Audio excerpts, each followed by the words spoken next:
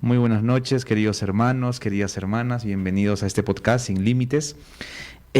Bueno, hoy día tenemos un tema sumamente interesante, importante, y creo que va calando dentro de la espiritualidad de la juventud hoy en día, de la manera de comportarse, de la manera de ser, y tenemos que reflexionar hondamente sobre el tema del matrimonio, las relaciones interpersonales, este deseo frenético a la sexualidad que existe hoy en día. Conversaba ya con nuestro querido padre Luis Verde, que ya partió a la casa del Señor el 7 de agosto de este año, y comentaba que se había perdido el deseo sexual en la humanidad, ¿no? El hombre paulatinamente iba teniendo otras preferencias, como por ejemplo la virtualidad, una cosa que nos ha cautivado y que está dominando nuestros espacios y hasta nuestros propios intereses. Sin embargo, yo creo que el deseo sexual no ha sido sustituido por las redes sociales, sino más al contrario, se mantiene este deseo sexual, más al contrario, lo que sí ha proliferado son el uso de anticonceptivos.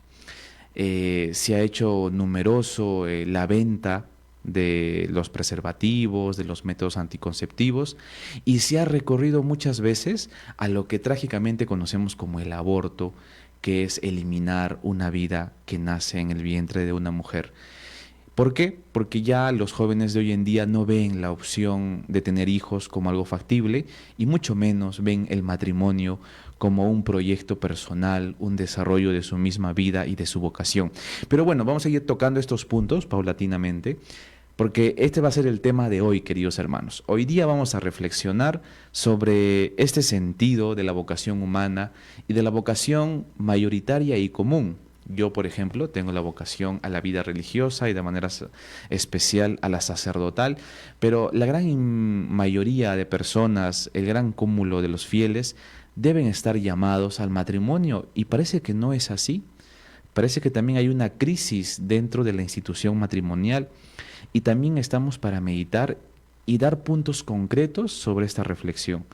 A lo mejor puede resultar difícil meditar y escudriñar el tema matrimonial, pero creo que es importante que podamos caer en algunos elementos importantes dentro de este sacramento.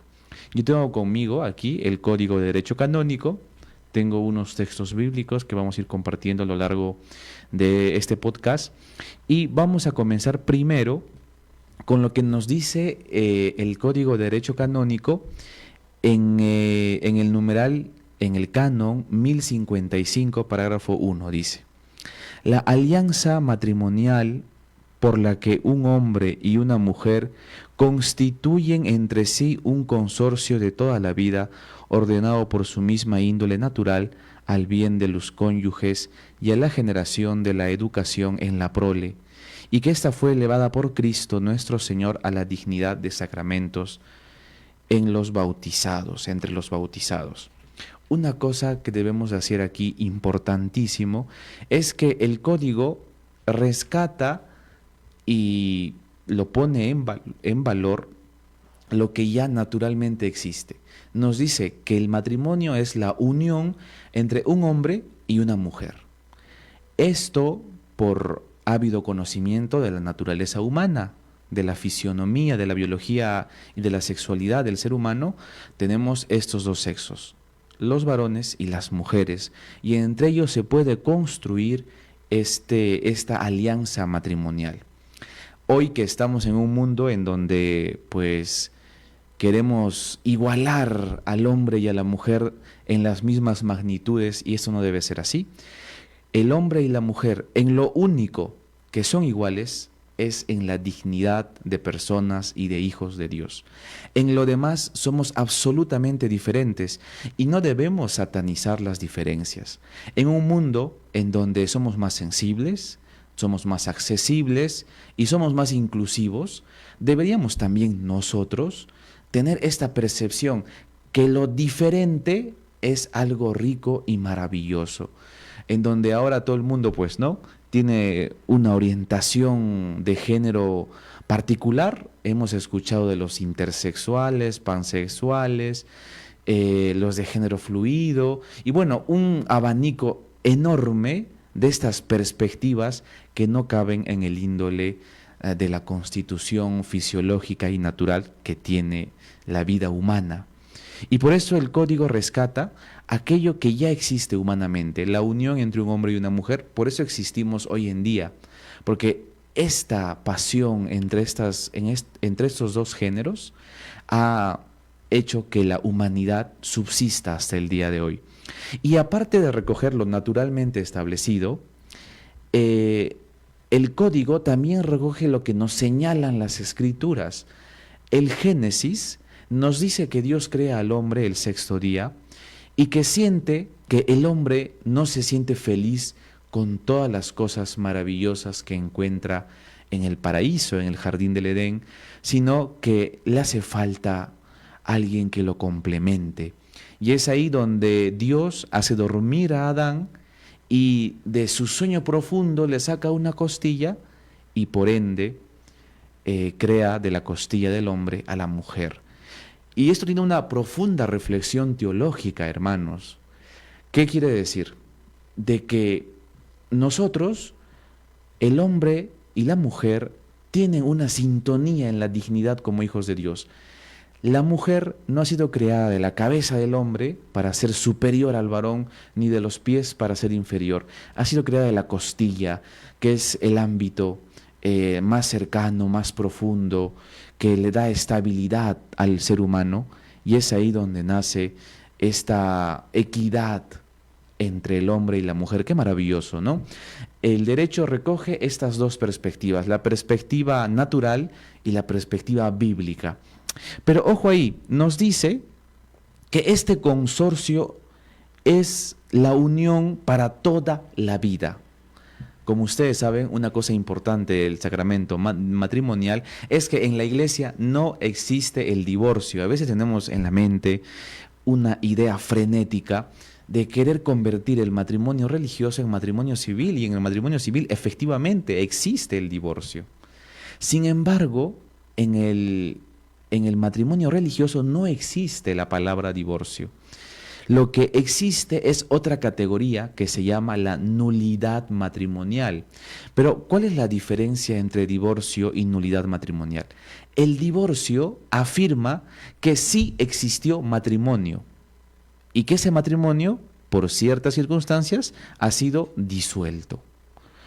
En cambio, la nulidad afirma que el matrimonio nunca existió y son muy pocos los causales para tener un proceso de nulidad matrimonial, y que el único que puede dar el último veredicto sobre una nulidad matrimonial es el Santo Padre, en este caso el Papa León XIV. Y entonces se imaginarán que hasta que este proceso de nulidad matrimonial llegue hasta Roma, toma un buen tiempo y no necesariamente tiene que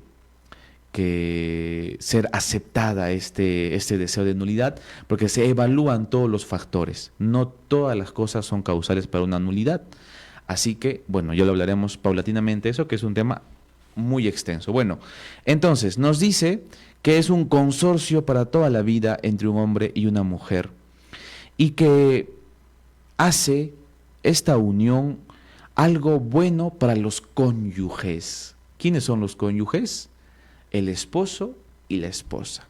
Recuerden, mis queridos hermanos, que el objetivo primero del matrimonio no es la procreación como se ha querido enseñar a lo largo de los años de la iglesia, no. El objetivo primero del matrimonio es el bienestar, el amor entre la pareja, el esposo y la esposa. Los hijos, lo que el canon llama la prole, que es la descendencia, que son nuestros herederos, es la consecuencia del amor que existe entre dos personas. Pero padre, ¿y qué pasa con las personas que son estériles? Están casados, pero no pueden tener hijos. ¿En ellos no se cumple el matrimonio? No, porque el objetivo del matrimonio no es la descendencia, no es la prole. La prole es el fruto de esta unión, de este amor. Y por ende, hay que preocuparnos por el bienestar matrimonial de las dos personas, del esposo y de la esposa. ¿Por qué? Porque si nosotros al tener los hijos, centramos nuestra atención en los hijos, que nos corresponde propiamente como padres, pero aquí está el pero, descuidamos nuestro vínculo con nuestra pareja, estamos quitándole el propósito a la unión matrimonial. ¿Por qué? Porque los hijos van a crecer y llega una época que todo el mundo, sobre todo las parejas mayores, adultas, ancianas, llaman la temporada del nido vacío. El nido vuelve a estar vacío otra vez, porque los hijos, como lo hemos hecho nosotros, van a enrumbar su camino, van a elegir sus decisiones y van a decidir sobre su vida. Y entonces se van a ir. ¿Y quiénes van a quedar? El esposo y la esposa. Y entonces el objetivo primero es mantener esta relación, este vínculo entre el hombre y la mujer, entre el esposo y la esposa. Por eso es importante de que podamos nosotros, en los momentos más específicos de nuestra vida, generar un ritual matrimonial desde que tenemos los hijos, para no olvidar la pasión y el amor primero que hemos sentido hacia nuestro cónyuge. Y además dice, Cristo toma esto y lo eleva a la dignidad de sacramento. ¿Qué quiere decir? Que el matrimonio, antes de que Jesús venga, no era sacramento. El matrimonio no era sacramento. Qué cosa tan loca, ¿no? Pero padre, ¿cómo va a decir eso? Es que el matrimonio, hermanos, existe desde la creación del mundo. Por eso es que Adán y Eva se unieron. Por eso es que, según los procesos evolutivos, el hombre se une a la mujer.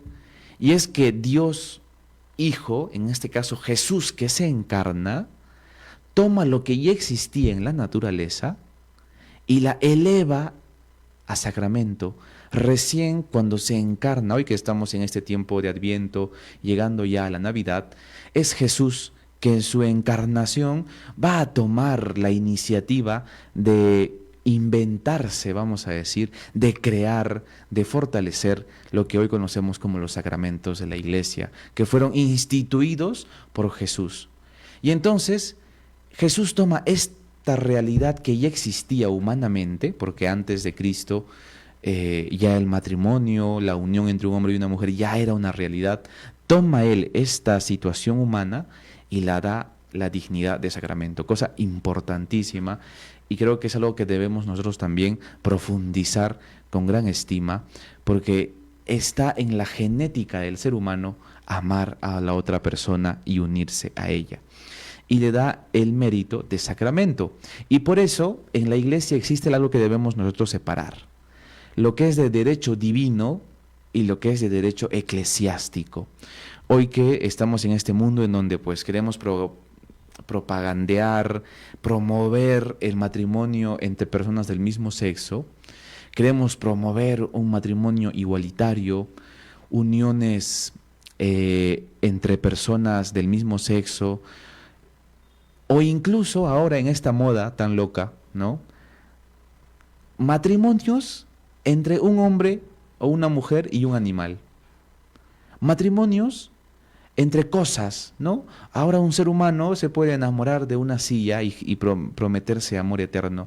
Hemos llegado a este punto de vulgaridad en nuestro mundo, en donde esta inclusión malentendida, en donde esta libertad parece que nos ha trastocado la mente y nos ha hecho que nos podamos enamorar. Hace poco yo veía en un reel que una mujer se había casado con ChatGPT, que es la inteligencia artificial.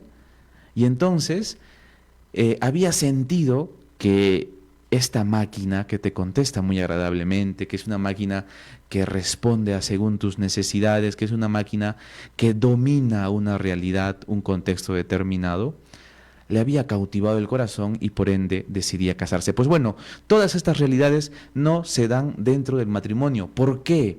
Porque el matrimonio es de derecho divino.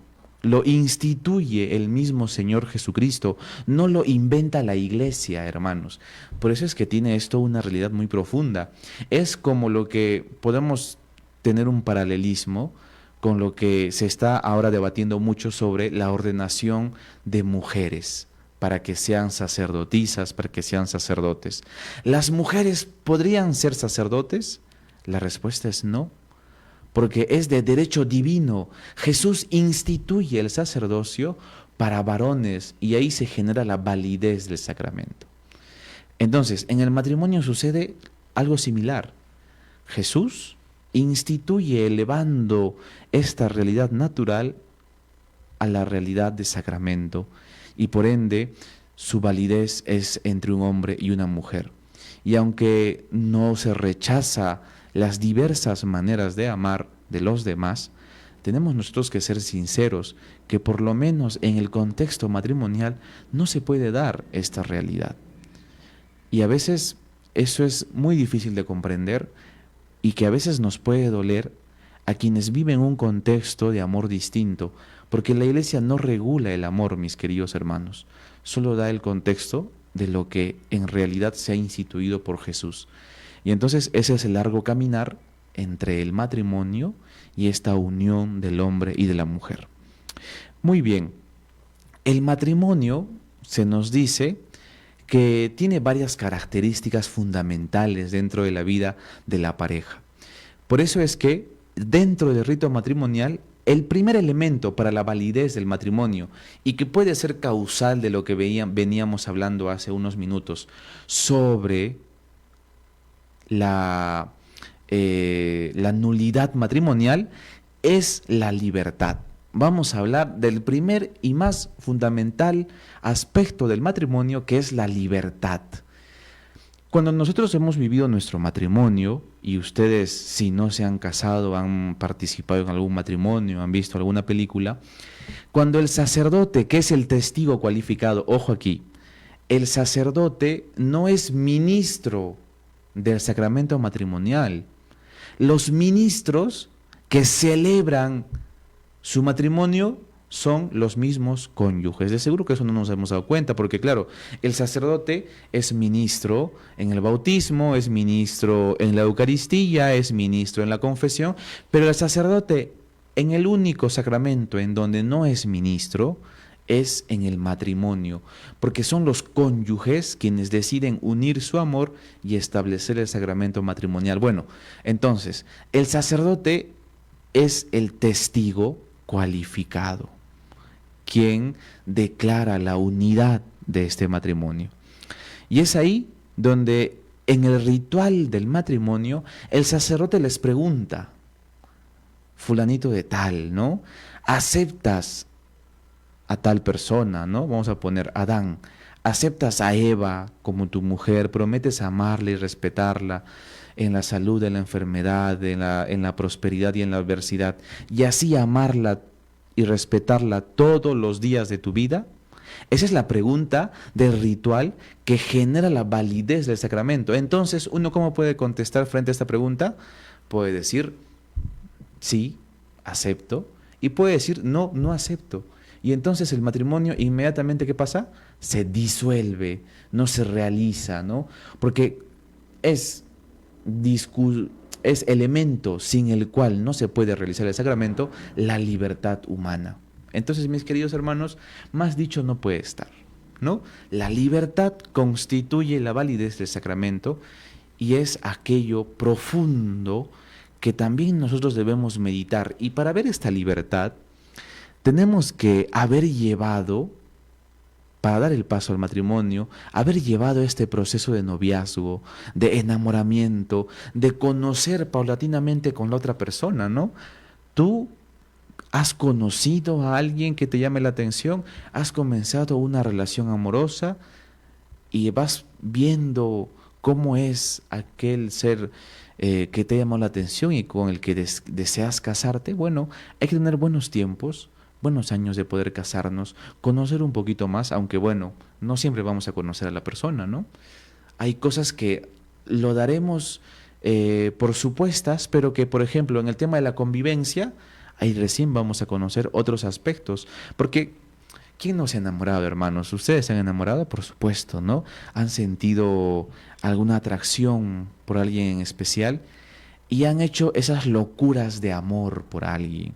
Y estas locuras de amor traen muchas consecuencias, porque nosotros mostramos el mejor rostro. Para enamorar a alguien mostramos el mejor rostro, mostramos la mejor apariencia, nos bañamos, nos duchamos, nos peinamos, no somos los más elegantes, pero es ahí donde está el reto, el gran reto de que cuando empecemos a formalizar, esto también gira en 80 grados y ya no vemos solo este rostro de la moneda, sino vemos el reverso también, en donde al que yo amo, a la que yo amo, tiene defectos, tiene limitaciones, no es como yo pensaba, y entonces me voy adecuando a su amor, a su cariño, pero también a sus defectos, a las problemáticas. Y es ahí donde, conociendo esta realidad, yo opto por decir sí o decir no en este consorcio matrimonial. Qué maravilloso, qué hermosa es este sacramento que lo grita en su totalidad de que es posible amar para siempre. Yo le digo esta frase en los matrimonios que suelo realizar. Esta pareja nos está demostrando a través del rito matrimonial que es posible amar para siempre, que están diciendo sí a amar para siempre, y eso es una verdad indiscutible. Bueno, y entonces hemos tocado este punto de la libertad. Necesitamos la libertad. Por eso no podemos ser obligados a realizar este sacramento. Ojo aquí, hermanos. Muchas veces, y yo le pongo esta situación, imaginemos una señorita o un joven, bueno, estuvieron de fiesta, se fueron de parranda, ¿no? Estuvieron entre alcohol, en una discoteca, con los amigos, por aquí, por allá, y entonces deciden tener relaciones sexuales. En esa noche alocada de alcohol, de pasión, de calor, de fuego. Y entonces, fruto de esa relación sexual, la mujer, la señorita, sale embarazada, ¿no?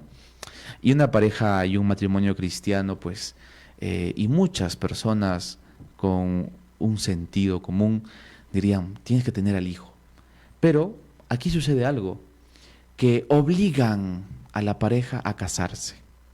Y entonces, a causa del embarazo, estos dos jóvenes tienen que casarse obligados por la presión de sus padres y por la presión del embarazo. Bueno, ahí la libertad está siendo coartada. Evidentemente, uno tiene que meditar muy bien con quién tiene relaciones sexuales, con quién comparte la intimidad, mucho menos cuidarse de estos espacios en donde es muy fácil caer en la tentación. Pero nosotros debemos ser más conscientes de que si hemos cometido el error tenemos que asumirlo, y entonces alguien por el embarazo puede sentirse obligado. Bueno, es importante la libertad, y esta libertad en este caso lo pueden manifestar en decidir casarse y en decidir no hacerlo. Entonces veamos ahí la profundidad de la libertad que existe en el corazón del hombre, en el corazón de la mujer, que no por cualquier error podemos decir, sí, me voy a unir con alguien por dinero, por ejemplo, ¿no? A veces nos unimos, nos casamos por dinero, porque queremos tener más propiedades, queremos tener un ingreso estable, y entonces nos metemos con alguien que tenga dinero y lo amarramos con el matrimonio. Pero bueno, no puede ser así, porque ahí no existe libertad. Ok, primer elemento, la libertad. Segundo elemento, mis queridos hermanos, la unidad dentro del matrimonio. Y esta es una cosa difícil. Cuando el Señor nos habla en la Escritura, no solo el Antiguo Testamento, sino también los Evangelios, nos menciona que el hombre dejará a su padre y a su madre y se unirá a su mujer. O sea, el hombre no asume la responsabilidad de su esposa cargándolos o cargando este peso a sus padres. El hombre tiene que alejarse de sus padres, comenzar su nuevo destino, ejercer su vida, y por ende tiene que sostener a su mujer. Se unirá a su mujer y los dos ya no serán dos personas independientes, separadas, sino serán una misma carne. Se unirán y ya no serán dos, sino uno. Y esto es un reto infinitamente luchador, intrépido, porque muchas veces cuando ya pasa el tiempo, El amor primigenio, en donde sentíamos las mariposas en el estómago, ¿no? Sentíamos esa ansiedad de querer verlo 24/7, hacíamos estas locuras de amor que veníamos hablando hace unos minutos, tratábamos de mostrar el mejor rostro y bueno, ahora ya no conocemos el mejor rostro porque nos hemos casado, hemos decidido convivir juntos, porque la convivencia, hermanos, discúlpenme acá, es el beneficio del matrimonio, no es que los que están conviviendo y no se casan, bueno, están muy bien en la vida, ¿no? No, la convivencia, el dar el paso de compartir la cama y compartir el techo, es un beneficio matrimonial, hermanos. Es un beneficio matrimonial. A veces hacemos uso de la convivencia desde mucho antes. Y hay quienes corrigen su vida y deciden casarse, pero hay quienes no. Hay quienes hasta el día de hoy siguen conviviendo sin ningún reparo, sin ningún dolor y no tienen esta intención de darle un sentido. Y es un poco loco, ¿no? Porque no quieren casarse después de haber compartido 25 años, 30 años de unión libre. Y entonces, igual tienen las mismas responsabilidades. ¿Qué es lo que cambia, mis queridos hermanos? Lo que cambia es la bendición ante los ojos de Dios.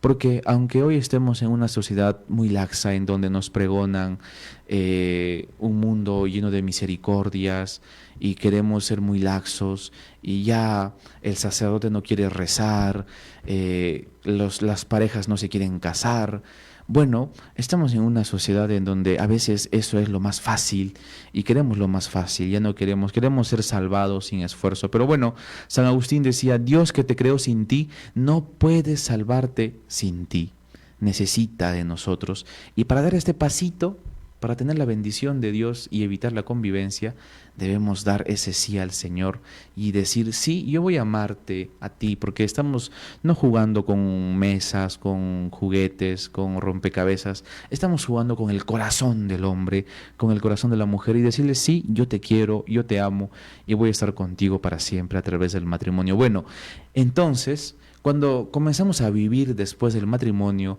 a conocer mucho más de la pareja, viene los desencantos. Y entonces el amor, ¿qué sucede con el amor? El amor cambia, el amor evoluciona, el amor se transforma. Ya no es el amor de los primeros años, de los primeros meses, en donde nos alocábamos por vernos, no nos queríamos separar. Ahora, muchas veces no nos aguantamos, muchas veces ya no queremos estar juntos el uno al otro. Pero es ahí donde no es que desaparece el amor ha crecido, como cuando nosotros éramos pequeños y ahora tenemos otro aspecto, tenemos otra realidad, otro semblante, otro carácter. Igual el amor también crece, el amor evoluciona y el amor cambia, pero sigue siendo amor. Y aún así, con estos cambios debemos que decidir amar y decidir estar unidos. A veces lo más fácil es separarnos. Lo más fácil es decir, bueno, tú por tu camino, yo por el mío, y dejamos de vivir juntos estando casados, dejamos de buscar esta unidad generosa por estar juntos, ¿no? Y entonces decidimos separarnos, irnos, cada uno en su realidad. Pero eso no debe ser una realidad. Debemos luchar nosotros por querer ser más cercanos, más amigables y en donde debemos reenamorarnos unos a otros.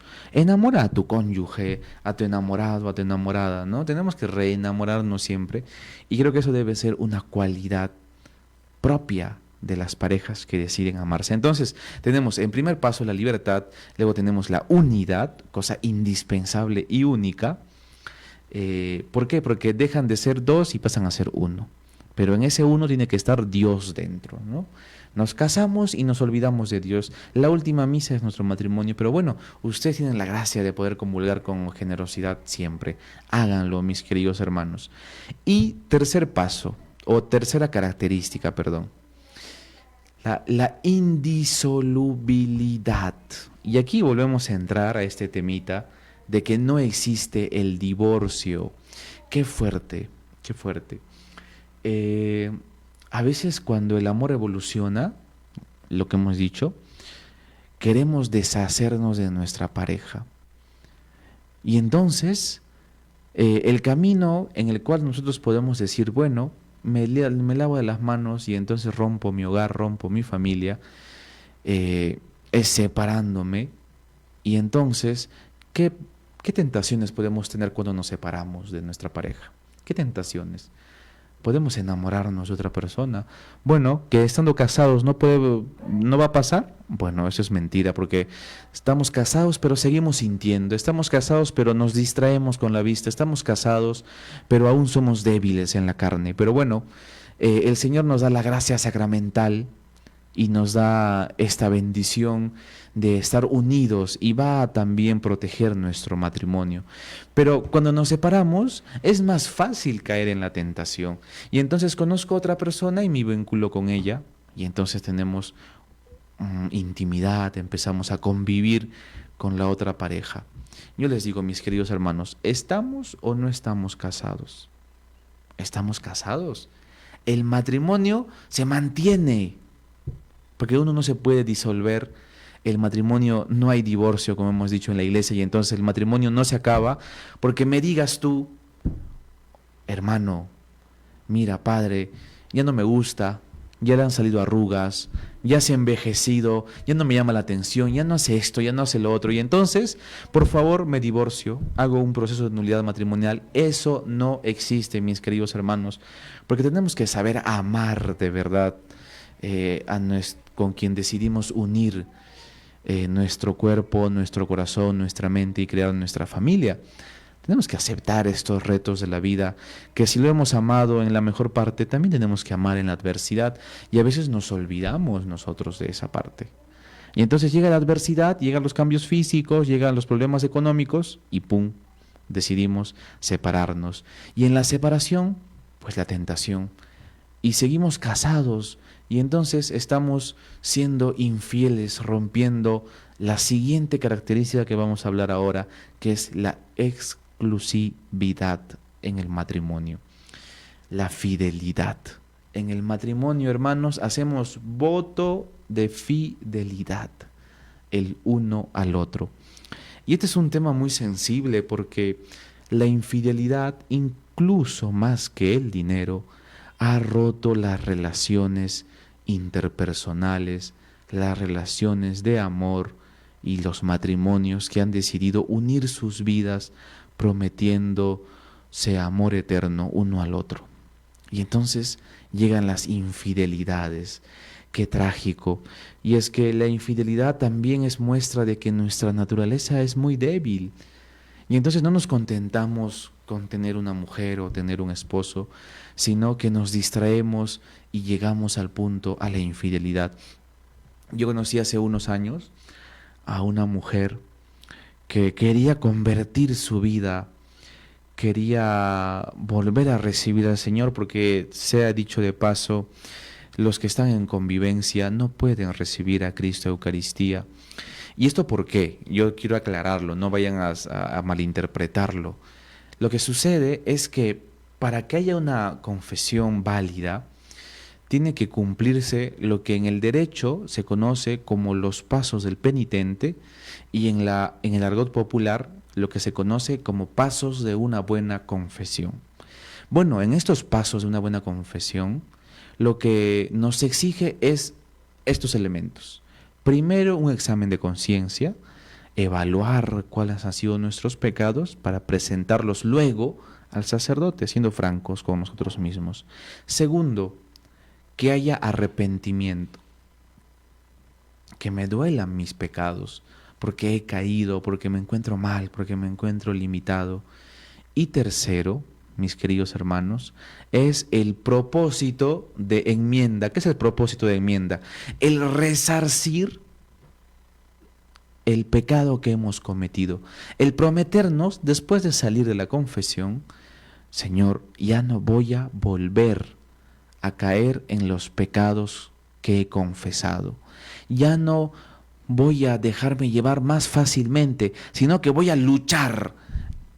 El propósito está en la lucha, porque el Señor, bueno, aunque nos caigamos mucho, bueno, pues el Señor es muy misericordioso, pero el Señor no evalúa nuestras caídas, el Señor evalúa nuestras luchas. Y entonces es la promesa de luchar para no caer en estos mismos pecados. Luego viene la confesión vocal y luego el cumplimiento de la penitencia. Pero ¿qué sucede con los convivientes? Que los convivientes, cuando se acercan a la Santa Confesión, no están cumpliendo el tercer paso. ¿Cuál es el tercer paso que hemos dicho? El propósito de enmienda, porque el pecado de la convivencia es constante. Van a salir de la confesión y ¿qué sucede? Siguen conviviendo. Es algo que no es fácil de romper porque es un vínculo interpersonal. Y entonces muchos de ellos prefieren no recibir la absolución y por ende no reciben la absolución y vuelven a sus hogares manteniendo ese estado de convivencia. Un poquito trágico, ¿no? Pero esa es así la realidad. Y entonces al no recibir la absolución, bueno, se encuentran todavía en este pecado grave. Pero hoy estamos en una iglesia en la que los sacerdotes, la doctrina, ¿no? La gente empieza a decir, pero bueno, ¿para qué vas a exigir? ¿Por qué vas a negar la absolución? ¿Por qué vas a decirles que no pueden comulgar?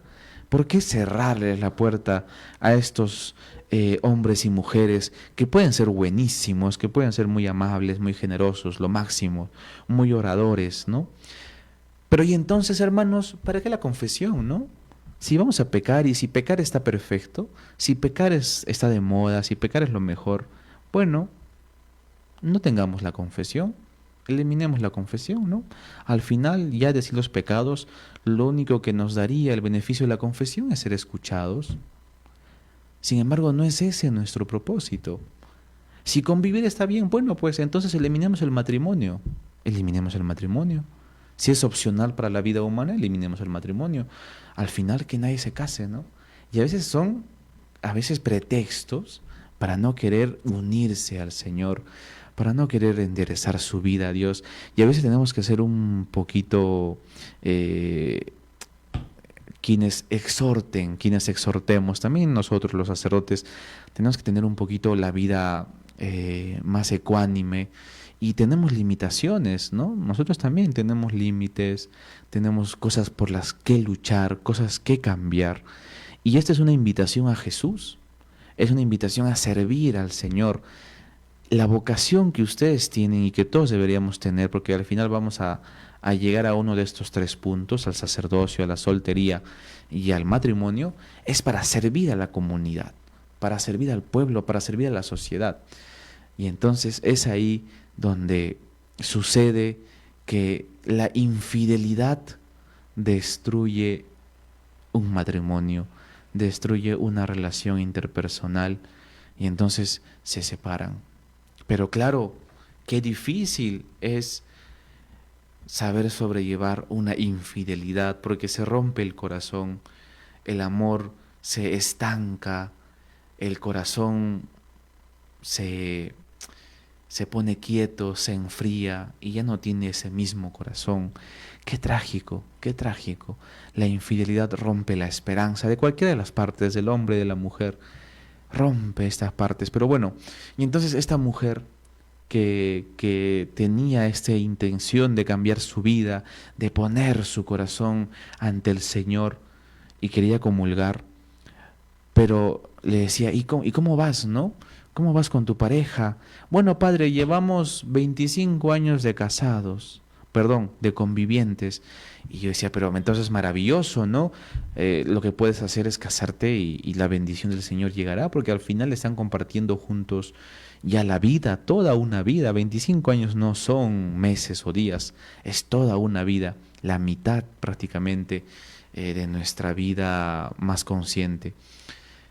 Y es donde ahí me dice con unos ojos llorosos, con un corazón entumecido, con una voz quebrada, me dice, padre, es que mi pareja me fue infiel hace 10 años y fruto de esa infidelidad, él tiene otro hijo. Fruto de esa infidelidad, él tiene otro hijo. ¡Qué dolor! ¿No? Porque evidentemente, pues, no es que solo se haya sucedido la infidelidad, sino que aparte de la infidelidad, esa infidelidad tuvo un fruto que en definitiva el menor no tiene nada que ver en esta circunstancia que han vivido sus padres, ¿no? De manera especial su papá, y que luego de la infidelidad volvió con ella, se mantenía con ella, estando con ella comete esta infidelidad, cae y tiene un hijo más fuera de esta unión con su pareja de 25 años. Y es ahí donde ella, que tanto tenía el anhelo de casarse, decide que ya no es lo suyo el matrimonio. Y a veces esto porque la infidelidad entristece el corazón humano, porque la infidelidad nos hace tristes. Incluso la infidelidad entre nuestros hermanos, cuando somos sacerdotes, no estamos casados, por supuesto, vivimos una vida de celibato, una vida de castidad, pero tenemos el matrimonio entre la iglesia y el pueblo. Tenemos el matrimonio, los sacerdotes, así como las religiosas tienen con Jesús, los sacerdotes lo tenemos con la iglesia nuestra esposa. Y bueno, también en comunidad, vivimos en comunidad y a veces es un reto también sernos fieles, protegernos el uno al otro, cuidarnos el uno al otro, porque ese también es un llamado, tenemos que llamar en este deseo y a veces es difícil, es un acto complicado, pero que tenemos que seguir luchándola. Bueno, en el matrimonio sucede esto, pero nos invita a la exclusividad, a la fidelidad del uno con el otro. Qué cosa tan bella. El decir de que tú para mí eres lo máximo, eres lo suficiente, eres lo que yo necesitaba. Qué bonito, qué bonito. Esa es una gracia infinita que nosotros debemos también poner en nuestra mente, en nuestro corazón y seguir siendo generosos, caminando uno al otro. Porque cuando ya vemos afuera, pues decimos, lo bueno, esto no es lo suficiente para mí, ya me cansé, ya me aburrí, ya no cumple mis expectativas y por ende me retiro, salgo, declino y termino con este vínculo. No con el matrimonio, porque como hemos dicho, el matrimonio no existe divorcio, así que, bueno, otros caminos tendremos. Entonces nos invita a la infidelidad, a ser sensatos el uno al otro. Y yo les digo una cosa, algo que es muy importante ahora es ver que también nosotros debemos a lo mejor decidir dar este paso. Una cosa maravillosa hablando espiritualmente y que yo le aconsejé a esta mujer que había sufrido esta infidelidad con su pareja y que tenía él ya un hijo con otro compromiso, había sucedido lo siguiente. Yo le había dicho de que bueno, al final, si decides perdonar, ya lo has hecho porque has vuelto a vivir con él y estás con él y vas a estar con él hasta el final de tus días. Bueno, que te dé la gracia del estado matrimonial es un plus, una maravilla. Entonces hazlo. Pero yo he conocido casos en donde los convivientes deciden uno de ellos convertir su corazón a Jesús. Decide que desea tener a Cristo en su vida, que desea recibir a Jesús en la Eucaristía y que la convivencia es lo más trágico que puede existir y que no puede recibir la comunión por tal motivo. Y entonces decide generosamente decirle a la otra persona, hasta aquí nomás. Vamos a seguir juntos, vamos a seguir viviendo en la misma casa, pero no vamos a estar en cuartos comunes. Y rompen este deseo de pecado por una de las partes, por el varón o por la mujer que han convertido su corazón a Jesús, y entonces deciden ya no tener ninguna intimidad, ningún vínculo afectivo, sexual, sino que decide seguir su camino en Cristo. Bueno, si no me vas a dejar hacer feliz, a pesar que hemos tenido ya 5 hijos, a pesar que hemos vivido 20 años juntos, bueno, si no vas a querer tú unirte a mí en esta felicidad, yo voy a tomar mi camino porque primero es Dios, primero quiero amar al Señor, primero quiero estar bien. Y entonces, para quienes vivimos la convivencia y a veces lo vivimos mal, podemos resarcir nuestro camino y vivir como lo que dice el derecho, como hermanos. Vivir como hermanos, sin ningún vínculo sexual, sin ninguna relación íntima, sino simplemente un matrimonio, perdón, una unión en la práctica, pues porque comparten la habitación, perdón, comparten la casa, pero que no tienen estos espacios en común y por ende uno transforma su vida y su corazón a Cristo. Esta puede ser una solución si una de las partes no quiere casarse, porque a veces sucede que uno de ellos quiere casarse y la otro no. Bueno, ¿y qué puedes hacer? Bueno, al final no puedes obligar a nadie a casarte, pero tú puedes hacer lo que está en tus manos y en tu capacidad. Pero padre, yo lo amo. Bueno, entonces hay que buscar siempre a alguien que ame a Dios más que a nosotros. Y también tú y yo deberíamos amar primero a Dios que a los demás. Bueno, estamos ya casi a final del programa, pero vamos a recapitular. Entonces estamos la libertad, la unidad, la indisolubilidad y la exclusividad, que es la fidelidad. Y finalmente, para terminar, tenemos lo que se conoce como la prole. ¿Qué es la prole? Lo hemos dicho cuando iniciamos este canon. Los hijos, la descendencia. Y ahí entra, ¿cómo está nuestra vida cristiana? ¿Cómo estamos como cristianos? ¿Estamos bien? ¿Vamos a la Eucaristía todos los domingos y las fiestas de precepto? ¿Rezamos todos los días al despertarnos, al anochecer? ¿Bendecimos los alimentos? ¿Leemos las escrituras? Bueno, si no lo hacemos, tenemos que volverlo a ver, tenemos que volver a meditar este espacio, hermanos, ¿ah? Por favor, que sea el Señor quien nos anime a vivir con generosidad este espacio, un espacio único, un espacio en donde podamos ver esa generosidad, donde el Señor sea quien nos ayude generosamente a estar unidos siempre el uno al otro. Entonces, tenemos que ver esta situación como algo bonito y algo tranquilo.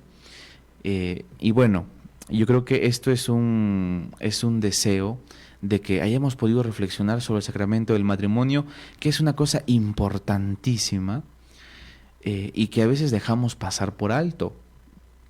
Decía un sacerdote que si hay crisis de matrimonios, hay crisis de sacerdotes. Por consecuencia, uno necesita del otro para subsistir. Entonces, si nosotros no engendramos un matrimonio cristiano, un matrimonio lleno de Dios, tampoco vamos a conseguir muchos sacerdotes, ¿no? Evidentemente, no todos los sacerdotes de hoy en día han nacido dentro de matrimonios o de parejas que han estado siempre en las manos del Señor, en constante oración, sino que en mi caso particular, por ejemplo, mis padres no son ni siquiera casados, ni siquiera viven juntos, ¿no? Están separados y sin embargo, pues siempre el Señor actúa de diversas maneras. Pero si tenemos un matrimonio de Dios, muchos sacerdotes tienen y han tenido padres casados con una orientación hacia Cristo muy profunda. Los hijos también van a respirar este mismo aire y se van a animar mucho más a poder seguir esta vida maravillosa del sacerdocio. Qué bonito.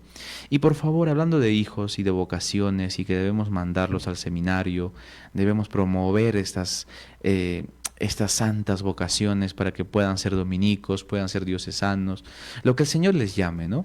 Bueno, también hay que cuidar la vocación matrimonial de nuestros hijos. No les proponemos tampoco el matrimonio a nuestros hijos, ¿no?